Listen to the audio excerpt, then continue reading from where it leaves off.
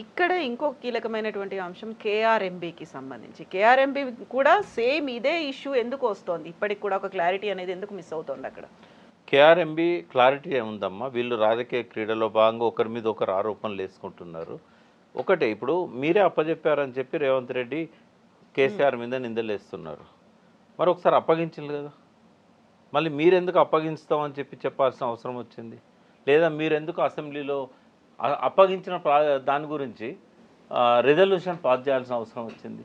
అంటే ప్రజలకు అర్థమైంది ఏంటంటే, అసెంబ్లీలో మేము అప్పచెప్పాము అని చెప్తున్నారు అని అంటే, అంతకుముందు కేసీఆర్ లేదనేదే కదా. అంటే ప్రజలకు ఇప్పుడు మేధావులకే అర్థం కాదు ఈ నీళ్ళ సమస్య. బాగా స్టడీ చేస్తే తప్ప ఎవరికైనా అర్థం కాదు. ప్రజలకు తెలియదు కదా, తెలియదు కాబట్టి నిందలేసి నమ్మిస్తున్నారు. కేసీఆర్ ఎందుకు చెప్తాడమ్మా? కేసీఆర్ ఆ నీళ్ళ కోసం కొట్లాడినోడు, ఆ ప్రాజెక్టుల కోసం కొట్లాడినోడు. మాకు చేత కాదని ఈ ప్రాజెక్టులను తీసుకుపోయి వాళ్ళకి అప్పచెప్పాలన్నా మనం? వాస్తవంగా ఏంటంటే, రాష్ట్రాలు విడిపోయినప్పుడు ఒక రాష్ట్రంలో ఒక ప్రాంతాన్ని విడదీసి ఒక రాష్ట్రంగా ఏర్పాటు చేసినప్పుడు నీళ్ళ సమస్యలు వస్తాయి. కాబట్టి రాజ్యాంగంలో ఒక ప్రొవిజన్ ఉంది. అటువంటి టైంలో ఒక బోర్డు కానీ ఒక రెగ్యులేటరీ కమిటీ కానీ అపాయింట్ చేయాలనేది అందులో ఉన్నది. కాబట్టి కాంగ్రెస్ అప్పుడు బిల్లు పెట్టినప్పుడు ఏపీ పునర్విభజన బిల్లులో ఈ క్లాజ్ పెట్టింది. ఆ క్లాజ్ పెట్టింది దాన్ని ఉపయోగించుకొని మోడీ ఏం చేశాడు? మోడీ మొదటి నుంచి కూడా ఫెడరల్ స్వభావానికి విరుద్ధం. ఆయన ఏంటంటే ఒకే రాష్ట్రం, ఒకే భాష, ఒకే ప్రధాని, ఒకే పార్టీ అన్న పద్ధతిలో ఆయన పరిపాలన సాగుతూ ఉన్నది. సో మోడీ గారు ఎప్పుడు కూడా రాష్ట్రాల స్వయం ప్రతిపత్తిని గౌరవించిన ప్రధాని కాదు. అన్ని రాష్ట్రాల మీద తన పెత్తనమే ఉండాలనుకునే వ్యక్తి ఆయన. ఆయన ఏం చేసిండు? ఈ కాంగ్రెస్ పెట్టిన ఈ ప్రొవిజన్ను ఆసరాగా తీసుకొని ఈ డ్యామ్స్ అన్నిటిని కూడా తన చెప్పు చేతుల్లో పెట్టుకోవాలి. ఎందుకంటే ఇవాళ నీళ్ళు అనేది ప్రతి రాష్ట్రంలో ప్రతి వ్యక్తికి అత్యంత ముఖ్యమైనది. నీళ్లు లేని వ్యవసాయం లేదు, నీళ్ళు లేని పరిశ్రమలు ఉండవు, మనుగడే లేదు అసలు. ఆ నీళ్ళను తన కంట్రోల్లో పెట్టుకుంటే ఈ ప్రభుత్వాలను శాసించవచ్చు. ఏం చేసినా కూడా దక్షిణ భారతదేశంలో మోడీకి గ్రిప్ దొరకట్లేదు. ఏదో ఒక ప్రాంతీయ పార్టీ అధికారంలోకి వస్తున్నది. తమిళనాడులో కానీ, అది కర్ణాటకలో అయితే కొంత కాంగ్రెస్ బీజేపీ మధ్యలో ఉన్నా కూడా, కేరళలో కానీ, ఇటు తెలంగాణలో కానీ, ఆంధ్రప్రదేశ్లో కానీ ఇంకో 10 ఏళ్ళ వరకు కూడా బీజేపీ తనంతట తానుగా అధికారంలోకి వచ్చే అవకాశం లేదు. కాబట్టి ఈ ప్రాజెక్టులని తన చెప్పు చేతల్లో పెట్టుకోవాలి. ఆ ప్రొవిజన్ పెట్టింది కాంగ్రెస్ ప్రభుత్వం, మన్మోహన్ సింగ్. దాన్ని తన స్వార్థానికి అనుకూలంగా మలుచుకున్నది మోడీ. ఎప్పుడైనా వివాదాస్పద ప్రాజెక్టుల మీదనే బోర్డులు ఉంటాయి. మొత్తం నది మీద మొత్తం నాదే ఆధిపత్యం, ఒక్క నది మీదనే కాదు ఉపనదుల మీద కూడా నాదే ఆధిపత్యం అంటే అది రాజ్యాంగ విరుద్ధం. అది రాష్ట్రాలకు నీళ్ళ మీద పూర్తి హక్కు ఉంటుంది. ఆ స్టేట్ సబ్జెక్ట్ వాటర్ అనేది. దాన్ని కాలరాచి ఆయన ఇచ్చిన జీవో 2021 సంవత్సరం జూలై 15న గెజిట్. ఆ గెజిట్లో ఏం చేశాడు?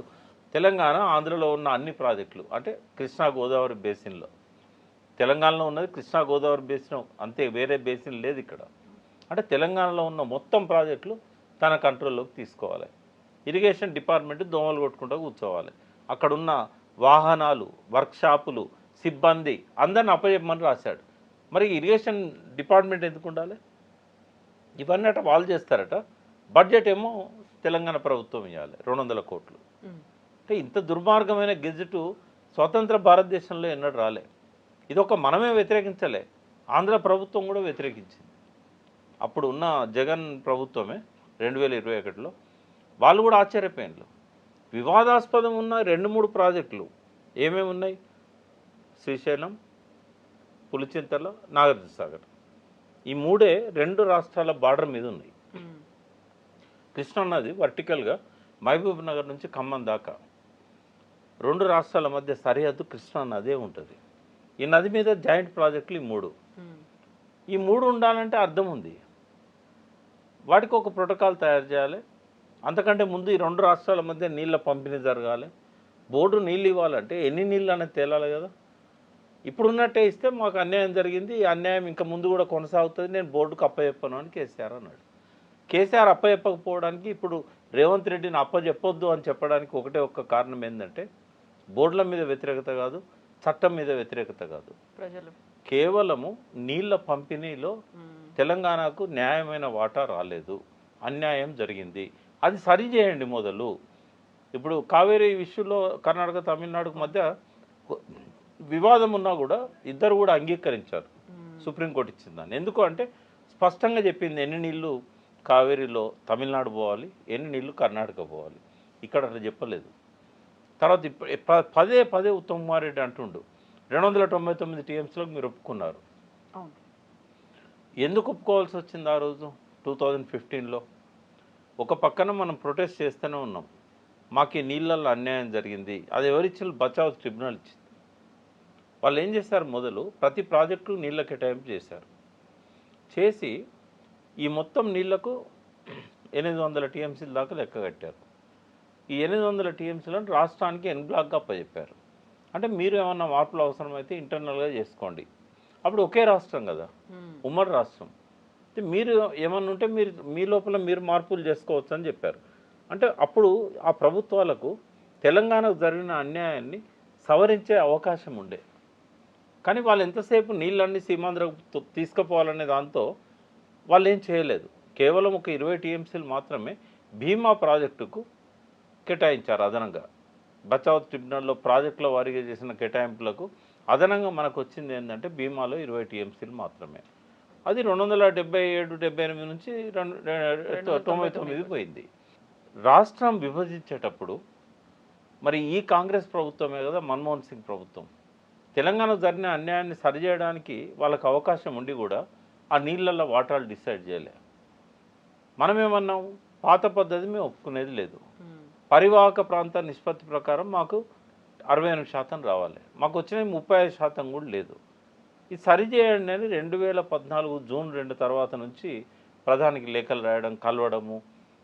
ఇంకోటి మన ట్రిబ్యునల్ ఏమని అడిగినాం, కొత్త ట్రిబ్యునల్ వేస్తే వాళ్ళు పంపిణీ చేస్తారు, దానికి కూడా ఒప్పుకోలేదు. 1 ఇయర్ చూసి సుప్రీంకోర్టుకు పోయినాం. సుప్రీంకోర్టులో 4 ఏళ్ళు నడిచిన తర్వాత మీరు అది విత్డ్రా చేసుకోండి, మేము ట్రిబ్యునల్ వేస్తామన్నారు. అది విత్డ్రా చేసుకున్న తర్వాత 3 ఏళ్ళ తర్వాత ఇప్పుడు మొన్న అక్టోబర్ 6 ఎన్నికలు జరుగుతున్న సమయంలో నోటిఫికేషన్ ఎలక్షన్ కోడ్ వచ్చినావు, అప్పుడు ఏంటంటే ట్రిబ్యునల్కు రెఫర్ చేశారు. కొత్త ట్రిబ్యునల్ వేయకుండా బ్రజేష్ కుమార్ ట్రిబ్యునల్కు రెఫర్ చేశారు. అంటే మన ఇద్దరి మధ్య తగాదా పెట్టించి తను తమాషా చూస్తూ ఫలితం తీసుకోవాలనుకుంటున్నది కేంద్ర ప్రభుత్వం. తెలంగాణలో ఉన్న అపోజిషన్ కానీ అధికార పక్షం కానీ ఒక్క మాట మీద ఉండాలి కదా. 2 పక్కల నుంచి దాడి జరుగుతూ ఉన్నది మన ప్రజల మీద, మన రైతుల మీద. కేసీఆర్ ఒక్కడే ఒంటరి పోరాటం చేస్తూ ఉన్నాడు, వీళ్ళు ఎన్నడూ మాట్లాడరు. ఉత్తమ్ కుమార్ రెడ్డి 5 ఏళ్ళు ఎంపీగా ఉన్నాడు, అంతకుముందు 5 ఏళ్ళు ప్రతిపక్ష నాయకుడు ఉన్నాడు, ప్రతిపక్షంలో ఉన్నాడు. ఒక్కనాడన్నా మరి కృష్ణా జలాల పంపిణీ గురించి మాట్లాడా? పోనీ ట్రిబ్యునల్ ఏమని ఒత్తిడి తెచ్చారా వాళ్ళు? అంటే మొత్తం భారతదేశంలో ఏ రాష్ట్రంలోనైనా వాళ్ళ హక్కులకు భంగం వాటిస్తే ప్రతిపక్షం ఉన్న అధికార పక్షం ఒక్కటైతాయి. కానీ దరిద్రం ఏందో ఈ తెలుగు రాష్ట్రాలల్లో వాళ్ళకు వాళ్ళు కొట్టుకొని చేస్తారు తప్ప ఈ అధికార పక్షం ప్రతిపక్షం ఒక్క మాట మీద అస్సలే ఉండదు.